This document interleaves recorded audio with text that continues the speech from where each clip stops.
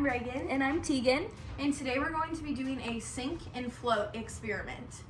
And Tegan's going to read the materials for us. So what you're going to need for this experiment is a clear container. You're also going to need some household either toys or items, anything that you really want to try out. You're going to need water, and you're also, this is optional, but food coloring if you would like to use that as well. Yeah, so the food coloring we're going to actually use today because as you can see, we have our water in this vase-like thing. It's easier to have it clear because then you can really see with the experiment we're doing, but that's not a necessary thing that you have to have. Just any container that can hold water will work just fine. So we're going to put in some pink food coloring so that hopefully you guys can see it a little bit better. So this also just kind of makes it more fun at home to have some fun color in there. So basically the objective of this whole experiment is to be guessing and working on what items float in the water and what items sink. So this is kind of what's like a word called buoyancy, which is something that you'll probably learn later on, but also density of objects. And so when you're doing this experiment, the more dense objects are most likely going to sink, and the objects that are less dense are most likely going to float. So you guys can pick whatever objects you want at home. Try to get a mixture of things that you think would float and things that you think would sink. And before you put each item in the water, just try to guess or write down what you think is going to happen. If you think that it's going to float or if you think that it's going to sink. So we're going to kind of show you like a demonstration of that today. So we have different objects, household objects, fun toys, different things like that. So first I'm going to list off the objects we're using. So we're going to use a rubber duck right there. We have just a fork. You could do fork or spoon, any utensil. And this is metal, by the way. A water bottle that is empty. So Tegan can kind of show these closer too. So that's an empty water bottle. And then we also have a full water bottle that has a little bit of air at the top though as well. And then do you want to show those two closer? The so duck. A rubber duck. And a fork. And then we also have a Hot Wheels car. And a bigger one is this metal brick, or I mean not metal, sorry guys, a foam brick. If it was metal, we can guess what it would do as well, but this one's actually foam, so it's bendable, everything. You can show it a little closer. So as you can see, we have all different objects here. They're all varying in sizes, textures, different things like that. So that's what we encourage you to do at home as well. So basically what we're going to do is we're going to say what item we're about to do, and then we want you guys to pause the video and try to guess on if you think it's going to sink or float. And then once this video is over, we really encourage you to try it with different objects at home as well to learn about the density of objects and how they float or sink. So which one should we do first, Tegan? Let's do the rubber duck. Ooh, yay. Okay, so rubber duck, everyone pause and try to make your guesses. We'll give you a few seconds. Okay, so now that we're back, we're gonna put this in. And Tegan, do you want to make a guess? I think the rubber duck is going to float. Okay, so let's see if that's what happens. So as we can see in the water, we set the rubber duck down and it is floating. And we're actually going to show you a closer look of it. Okay guys, so also I didn't mention this before, but in between each one we try, we're also going to get a close-up shot of it. So if you can't really see that clearly from this angle, we're going to make sure to include angles that you can see if it sinks or floats. Also, as we can see, this one was floating. So if that wasn't your prediction, maybe look into why this one's floating and maybe why it didn't sink like you thought it was going to. So next, I'm going to pick a new object, and I'm going to do a Hot Wheel car. So I want you guys to take a few seconds, pause the video, and think about if you think it's going to sink or float. Okay, and now that we're back, I think that this one might sink, and so we're going to test that theory. So we're going to put it in the water. Oh, and it sunk to the bottom. So we're going to do the same thing and show you guys a little closer.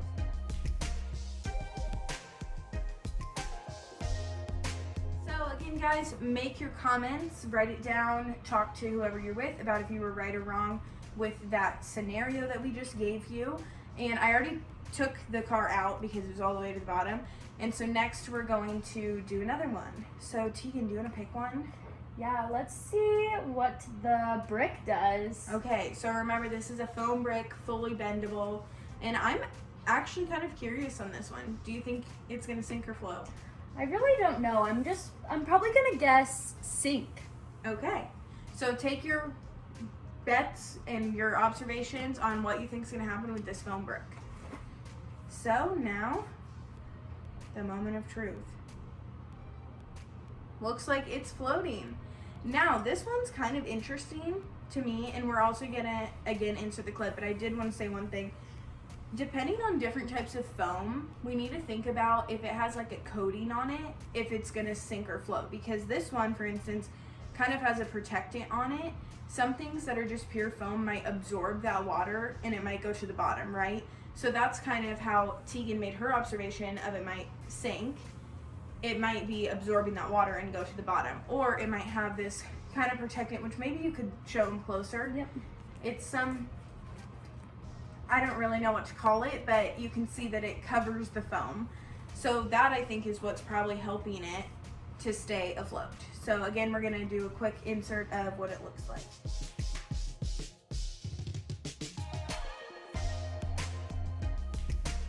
Okay, now that we have the brick out of the water and we made our guesses on that and kind of thought about why it either sunk or float, we are going to try another one. And I'm gonna do the fork. And this is, again, any household thing you can find that's a utensil would be really good to use. This one is metal, like I said before. So go ahead and take a pause and take your guesses on if you think it's gonna sink or float. And now that we're back, we're gonna go ahead and put it in the water. Oh, it hit the bottom. So this one definitely sunk to the bottom. So again, maybe write some things on why you think that it did that. And we're gonna get a close-up shot for you. Okay guys, and now we only have two left. So we have the water bottle that has no water in it and the water bottle that is pretty much full. So Tegan, what do you think is gonna happen? I am not very sure. I think this one's going to be interesting since they are both very similar, but it will be cool to see what happens with one with water in it and one with just air in it. My guess is maybe the one that's empty will float and this one will sink. Okay, so which one should we start with first? Let's start with the empty one. Okay, so everyone pause and make your predictions, and we're gonna put the empty one in. Okay, so I'm gonna move this to the side. We put the empty one in, and as you can see, it's floating. Now, also think to yourself, would this necessarily happen if the cap was off of it? And let's say water from where it was dropped in started to get in. Do we think that then it would sink, or do we think it would still float?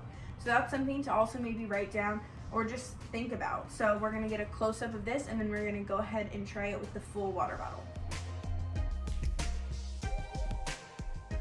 Okay guys, so now our very last one, and this is the water bottle that is pretty much full. So we're gonna drop that in and see what happens. Now, Interesting. This is an interesting one. As we can see, and again, we'll get the close-up to show a little bit closer, but this one's definitely more submerged in the water, so that means most of it is under the water. But I think because of that air pocket, we can see that that's what's keeping the water bottle up. And so that means that this water bottle is actually less dense than the water that it's in because of this air bubble that is helping keep it afloat. So definitely this was a trickier one, and one that probably stumped a few of you guys. And so maybe write down why you think that it's staying up so much when it's filled with water. You'd think it would sink, right? So we're gonna get our last glimpse of this and then talk about the experiment at the end. Now that we're all done, I hope you guys really enjoyed that experiment, and I really encourage you to try this at your house with your friends during your free time, whatever you want to do. But I think that this is a really cool activity to learn about the different densities of objects, as well as what's going to sink and what's going to float.